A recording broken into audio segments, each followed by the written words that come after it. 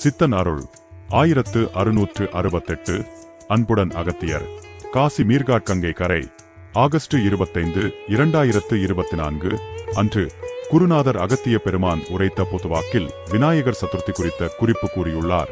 இந்த வாக்கில் குருநாதர் விநாயகர் சதுர்த்தியின் ரகசியம், அதன் சூட்சமம் விரிவாக விளக்கியுள்ளார். ஆணி மாதம் என்ன செய்ய வேண்டும், ஏன் செய்ய வேண்டும் என்று விளக்கமும் வழியும் வகுத்து குறிப்பிட்டுள்ளார். குருநாதர் கூற்றின்படி மறைக்கப்பட்ட ரகசியங்களை மக்கள் நலனுக்காக ஜீவ நாடியில் கருணை கொண்டு நமக்கு தந்தருளியுள்ளார். இந்த பதிவை முழுமையாக கேட்டறிந்து பலன் பெற வேண்டுகிறோம். ஆதி முதல்வனை மனதில் எண்ணி செப்புகின்றேன் அகத்தியன். அப்பனே, எம்முடைய ஆசிகள் அனைவருக்குமே உண்டு என்பேன் அப்பனே. விநாயக சதுர்த்தி எதற்காக? முதலிலே வருவது கேதுவானவன் என்பேன் அப்பனே. அதாவது ஆவணி மாதத்திலே கேது கிரகமானது பல வகையான இன்னல்களை ஏற்படுத்த செல்களை உமிழும். அதாவது மேலிருந்து கீழே கொட்டும் அப்பா. இவை கண்களுக்கு தென்படாதது. ஆனாலும் அப்பனே, எங்கு தென்படும் என்பதை ஆராய்ந்து அறிந்து அப்பனே யானே சொல்கின்றேன். யான் முன்பே அறிந்து விட்டேன். ஆனால் இப்பொழுது சொன்னால் புரியாதப்பா. அப்பனே, முதல் வகுப்பில் இருந்து வந்தால்தான் அனைத்தும் புரியும், தெரியும் அப்பா. அதனால் ஆவணி மாதத்திலே நிச்சயம் பிள்ளையோனை வணங்கும் பொழுது, அதாவது கணபதியை வணங்கும் பொழுது, அப்பனே பிள்ளையோனுக்கும் அக்கிரகத்தை கட்டுப்படுத்தும் வல்லமை உண்டு. ராகு கேதுக்களை கட்டுப்படுத்துவதற்கு தகுதியானவன் பிள்ளையோனே. இதற்காகத்தான் பிள்ளையோன் மறைமுகமாக இருக்கின்றான். உண்மை முகத்தை காண்பிக்கவில்லை. கணபதியோனின் உண்மை ஞான முகத்தை கூட மறைத்தே வைத்துள்ளான். அதாவது கணபதி தன் உண்மையான ஞான முகத்தை மறைத்து யானை முகம் கொண்டுள்ளதை குருநாதர் இங்கு குறிப்பிடுகின்றார். இதனால் பின் யானை முகத்தோனே என்று முதலில் வணங்க ஞானிகள் கூட எப்படி என்று எடுத்துரைத்திருக்கின்றனர்.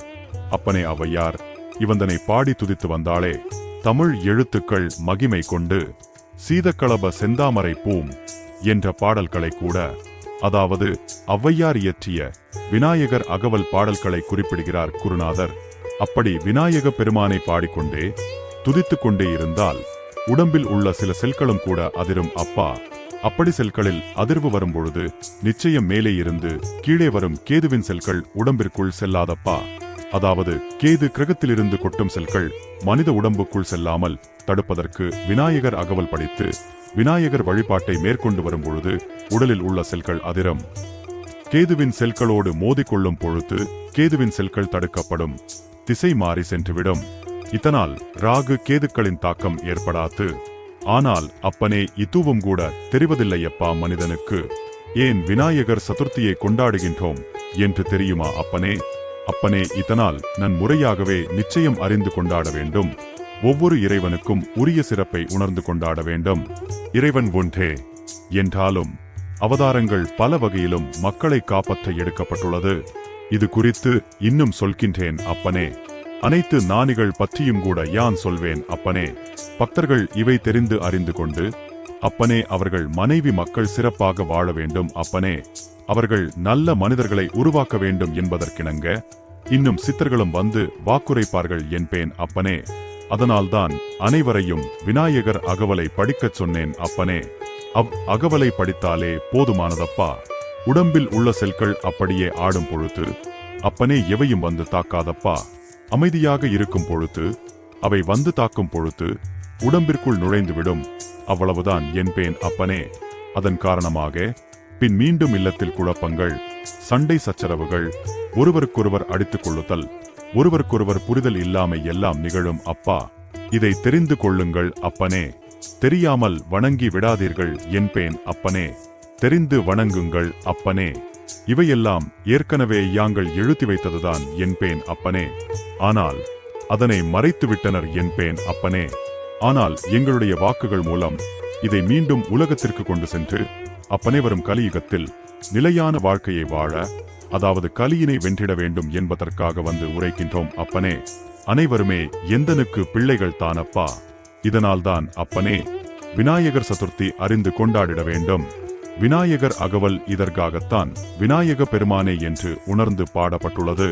அப்பனே, மேலும் இந்த மாதம் முழுவதும் நல்விதமாகவே ஏதாவது ஒரு முறையில் இறைவனை பாட வேண்டும் என்பதற்காகவே பல பல பாடல்கள் தவங்கள் செய்துதான் இயற்றியுள்ளார்கள் என்பேன் அப்பனே.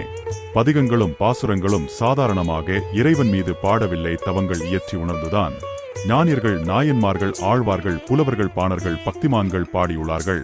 அப்பனே, இதை பாடினாலே போதுமானதப்பா. சில செல்கள் அப்பனே பின் தாக்காதப்பா. அப்பனே, ராகு கேதுக்கள் உடைய செல்கள் ஆவணி திங்களிலே அதிகம் விழுமப்பா. எதை என்று புரிய அப்பனே. பின் பத்திரமாக பிள்ளையோனை இல்லத்திலும் கூட வைத்து வணங்குதல் நன்று. ஆனால் இப்பொழுதெல்லாம் மாற்று வழியில் உள்ளதப்பா. எதையோ வைத்து எதையோ செய்கின்றனர். அதாவது உண்மையான விநாயகர் சதுர்த்தி தத்துவத்தினை உணராமல் செயற்கை பிளாஸ்டர் பாரிஸ் விநாயகர் சிலைகள், உண்மை பக்தி நோக்கம் இல்லாமல் ஆட்டம் பாட்டம் என திசை மாறி எதையோ செய்து வருகின்றார்கள். ஆனாலும் யாங்கள் அதனையும் கூட அப்பனே பின் யார் மூலம் எடுத்துச் செல்ல வேண்டும் என்பதையெல்லாம் உரியதாக எடுத்துச் சென்று ஆத்மாக்களின் அணுக்களை திருப்பி அனுப்பும் பொழுது அத்துகளுக்கும், அதாவது அச்சல்களுக்கும், இவ்வுடல் பகுதிகளுக்கும் கூட பாதிப்புகள் ஏன் எதற்கு அப்பனே எவை என்று அறிய அப்பனே இறந்து பின் செல்கள் எங்கு செல்கின்றது என்றால் அப்பனே நேரடியாக கேதுவின் கிரகத்திற்கே சென்று விடுகின்றது என்பேன் அப்பனே. அப்பனே, கடல் நீரின் ஆதிக்கம் அதிகமாக இருக்கும் அப்பா ஆவணி திங்களிலே. இதனால்தான் கேதுவின் துகள்கள் பின் மீண்டும் நீரில் சக்திகள் மிகுந்து இருக்கும்.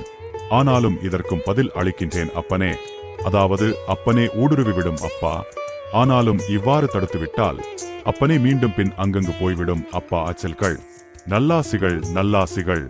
ஓம் ஸ்ரீ லோப்பாமுத்திரா சமேத அகத்தியர் திருவடிகளில் சமர்ப்பணம். சித்தன் அருள் தொடரும்.